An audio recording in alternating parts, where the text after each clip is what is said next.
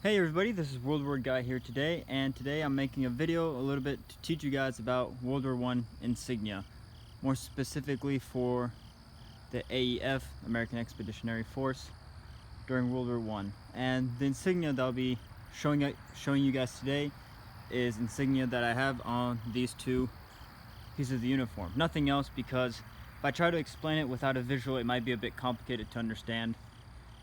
And so then it'd be a very long video with a lot of small details that I would probably get wrong. So we're just gonna go with what I have here today to show you guys. Now we're gonna start with, let's go with the trench coat, or the great coat, or whatever you wanna call it. Let's put it here, okay. So this is a World War I era. I say era because I don't know if it was made during World War I or not. But it's a World War I era officer's trench coat. And one way of knowing that's officer's trench coat, is those very fancy things there sewn onto the sleeves. I've seen some photos of some, I believe it's officer coats, where they have attachments on the sleeves to tie in the sleeve to kind of close it off. This one doesn't. That could just be a variation of trench coats. But yeah, let's get a bit of a closer look. Let me scoot this down a bit. Elevator going down.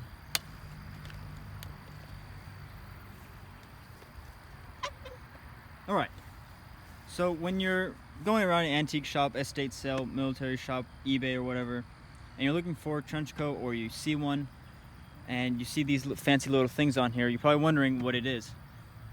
I looked online today, and for officers, there's actually a whole bunch of different. I'm gonna try to get the big picture in here. It's a bit difficult to get all of it in there, but there's actually quite a bit of differences between officers. I don't know how you'd call this thing. Sorry for my loss of words. But so here you can see it's just one braid of a brown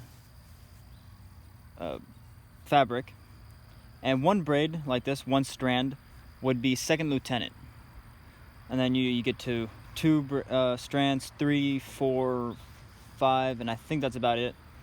And I believe if it's 5, it's a colonel, so you can count that. But this one right here would have belonged to a second lieutenant in the American Army. As you can see there, it's on both sleeves right there. Moving along, we have these chevrons here pointed upside down, and you guys are probably wondering what it is, and that's the point of this video. These mean service. These are service stripes. So basically, you'd have different colors. You'd have brown and then silver / gold, or I think gold was, no, it was brown or silver, but some of them look gold, but they're brown. And basically those would tell someone how long someone served, whether it's overseas or within the United States. Now this one, it is, for me, that's a brown color. And each stripe, or each chevron, is 6 months. So we see here, we have 18 months of this particular soldier, 18 months overseas. So it could be in France, it could be anywhere else, as long as it's not in the United States. So sometimes you'll see tunics without anything, 1 chevron, 2 chevrons, or 3 chevrons. I cannot recall if I've seen more than 3, but this one has 3. So if you ever see this on the left shoulder, or left sleeve at the very bottom, that will be your service stripes. And then silver would be within the United States. This is more of a brown, in my opinion. That looks more like a brown, so that'd be overseas. And the last piece of insignia, let's go up a bit. Bear with me, please.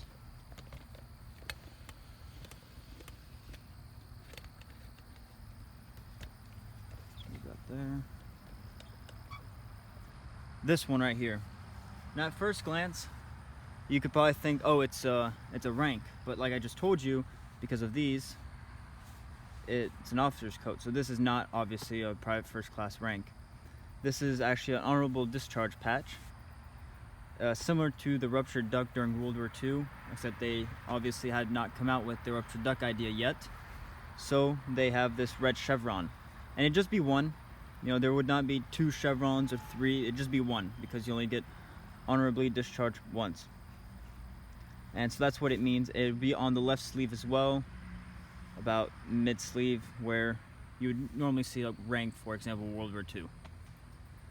So that is the insignia for my officer's coat. Now, of course, there are many different insignias that you could be found on it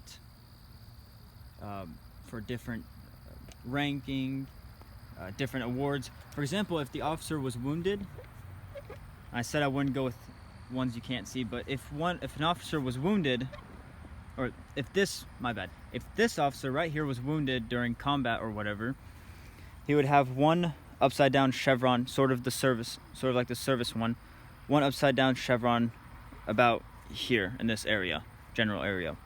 And that means he's been wounded. And if I'm correct, it means he's just been wounded, didn't die or anything. So there we go, been wounded. And I think you could have more than one if you've been wounded more than once, but I'm not too sure about that, so don't quote me on it. So that's my officer's tunic.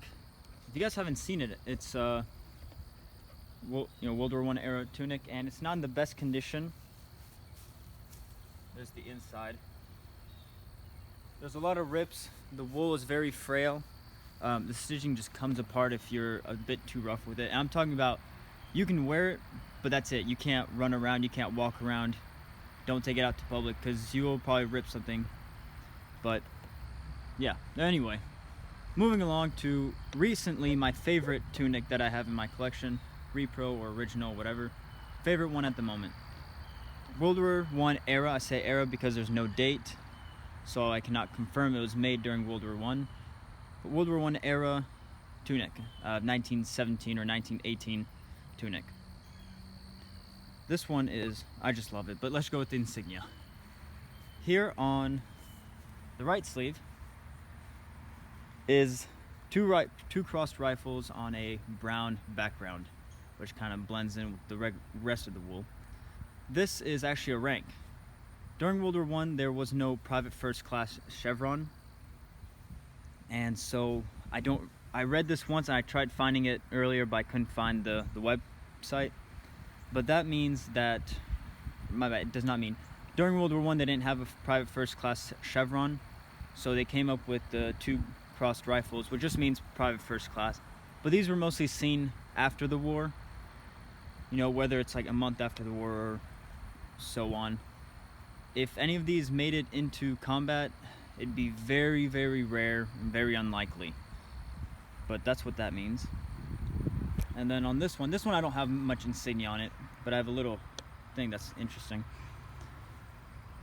This, again, just like the officer's one, is a honorable discharge patch. As you can see from the other one, it's a bit smaller. If I can try to put it in. There we go. It's a bit smaller on this one versus this one. And it's actually a bit well done, well sewn on compared to the officer's one, so that's someone want to explain to me that?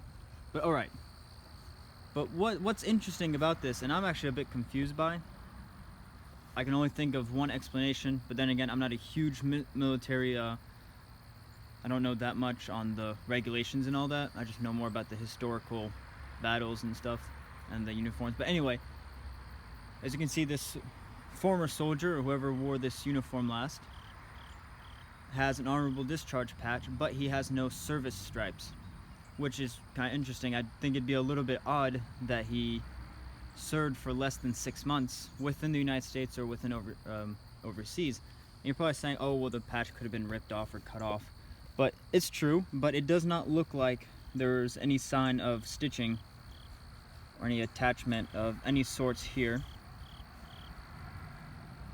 So I just think that's funny. And the only explanation I can think of is he was wounded. Like within 4 months, got shot in the leg by himself or an enemy or whatever, and he was discharged because he's no longer really useful to the military. And that's my only explanation. If you guys want to let me know on what's possible, please do. But that's what the insignia means. So if you're ever looking at a store and you happen to find a World War I tunic and there's some insignia on there, at least you have a basic understanding. A lot of them will have the honorable discharge, that's very common, and then a lot of them might have a wound badge or a service stripe. Ranking might be a little unlikely. A lot of them have division patches, but that's pretty simple, pretty self-explanatory. And then officer ones, they're a bit more harder to find.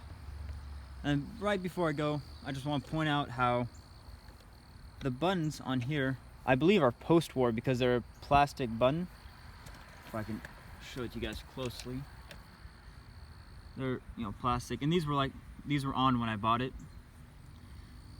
But then I do have the regular, I believe it was brass. These are the collar disc, and I have one at the very bottom. I just thought that was kind of fun to point out. Oh, and then we have these little buttons here, very similar to these, just smaller. But then this one, it's unique on its own. It's the one that has a hole through it, so you just sew through it. But yeah, I just want this to be a bit of a learning video for you guys, for especially those who are starting off, either collecting or just informing yourself on it. Hope it helps some of you guys out. I find it really interesting because it's very different from World War II. But yeah, if you guys have any questions, don't be afraid to ask. I'll try my best to answer them as correctly as possible, as accurately as possible.